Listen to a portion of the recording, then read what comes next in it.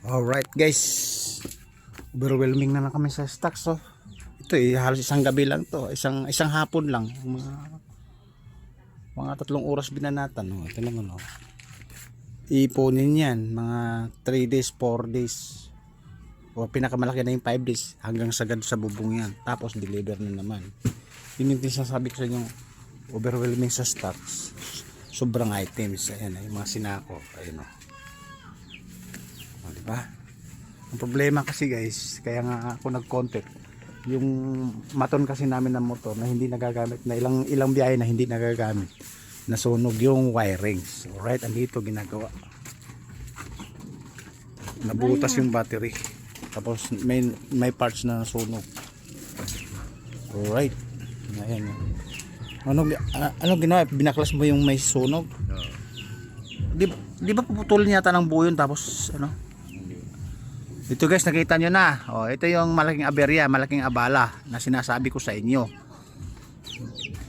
Ito guys, yung gumagawa ng wirings, dati itong aeronautic, gumagawa siya ng submarine, tapos yung mga wirings sa aeroplano.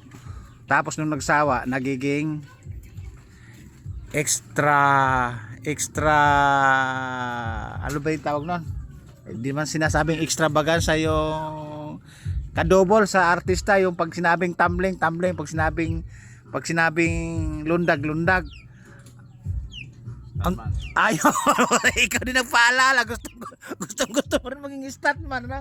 Gusto mo talagang madurog yung ribs, ano? Alright guys, naalala naman natin yung kasi kay Dante Barona kasi nung sa San Juanico Bridge. 3 ribs yata na nabali o 1.5 ribs. Kasi nung lumundag ng katastasan, siguro mga 8 poste sa tulay na yon. Hindi lang 8 poste, baka doble pa 16 haba ng poste, haba na yon. Binayaran yata na 1.6 million. Kalahating lundag lang yun, 2 lundag, isang diretso, dalawang 1.6 million, 3.2. Alright, diba tama? Ayaw na niya maging kadobol, kaya naging nagwa-wirings lang siya kahit anong wirings, basta i-wire niya. Ayaw na niya ng aeronautics sa aeroplano kasi nga pag sumabog yung mga fuse, pati katawan sabog. Alright. Okay, kita din naman. Again, back to the issue. Masyado naman kayong makinig marites. Masyado kayong seryoso. Ito kasi nakaraang biyahe namin, hindi namin nagamit dahil nabutas yung battery, dahil tinamaan dun sa wire na nasunog, kaya nagkaroon ng butas kasi may parts sa wires na nasunog. Mga ilang piraso, siguro 8 o 9. Kaya ang ginawa, yung may cut off ng sunog, pinutol na ng tuluyan, tapos papalitan ng bagong istila. Yung katulad nito, ayun. Ito guys, itong wire na to galing pa to sa Formula 1 sa Ferrari, yung mga wires na to. Kasi itong mga wire na to mas matibay ito, kahit na overheat, sobrang init, hindi siya basta-basta bumibigay, hindi basta siyang nadudupok. Alright? Madami naman kinalalaman sa akin, baka mamaya yung kotse ng kapitbahay nyo tanggalan ng wirings, saka ikakabit nyo sa wirings ng motor nyo. Wag! Ito kasi sa may mga bakante lang, sa may mga reserba. Katulad ko, nagre-reserba kami ng mga gamit para sa ikakabit nyo sa mga motor namin. Ito guys, gigaling to sa Formula 1, hindi formula antibiotika, formula race. Alright, nakita nyo yung pang Thailand na kotse. Ito yun, dito galing to. Doon galing to. Kasi binaklas-baklas, kinatay-katay, saka pinakilo sa malaking scrapan sa junk shop. Alright, marami naman kinalalaman sa akin.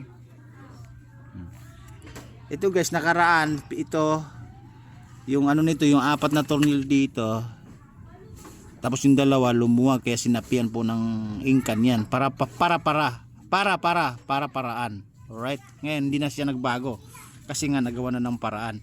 Kasi yung bata o anak kong nagmamaniho, arangkada dito, arangkada dun, 110, 120 ang kurbada, wala na isusobra, wala nang ibabawas pa, kundi 120 kurbada hanggang 160 kurbada. sumasabit na ituhod. Alright? Ayan na. Ayun. Ay! Meron pa guys, meron tayong mga idol doon sa gawin doon, oh. Narinig ko lang yung boses. Ayun. Pag sinabing alright guys, yun yung binayaran na dollar, alright? Oh, yun yung dollar. Yun yung ano nila, yung tag name. Pag sinabing alright, may yung sumasabat na alright. Oh. Yun yung dollar guys na binabayaran.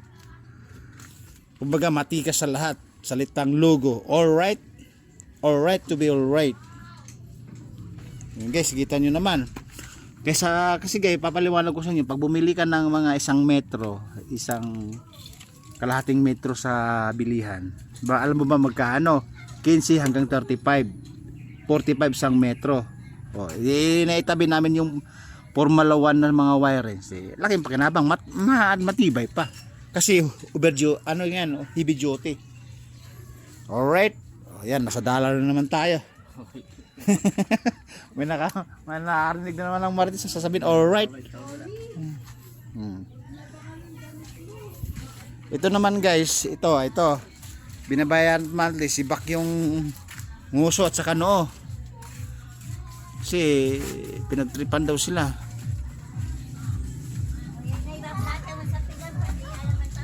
Alright. Monthly binabayaran, hindi naman kumikita kasi service lang. Tapos napagtripan pa. O, tingnan mo guys, tinatapakan ng mga paa ng aso, pusa, kaya dumi-dumi din. Nung bago kasi to, mga isang linggo pa lang, o 4 na araw, 5, araw-araw pinupunasan ng anak ko to. Eh ngayon na, tsupi na. Wala na, parang sinipa na, parang tinapon na basahan. Oy, boss! Anong doon niya? Oh. Doon niya daw yun. Si ano yun, si Ngungu yun ah. Alright guys, mahaba na bida-bida natin, Bulay sa Bila Davao na.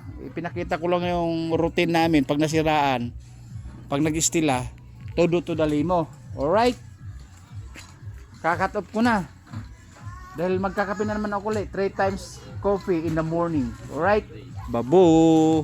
Woo!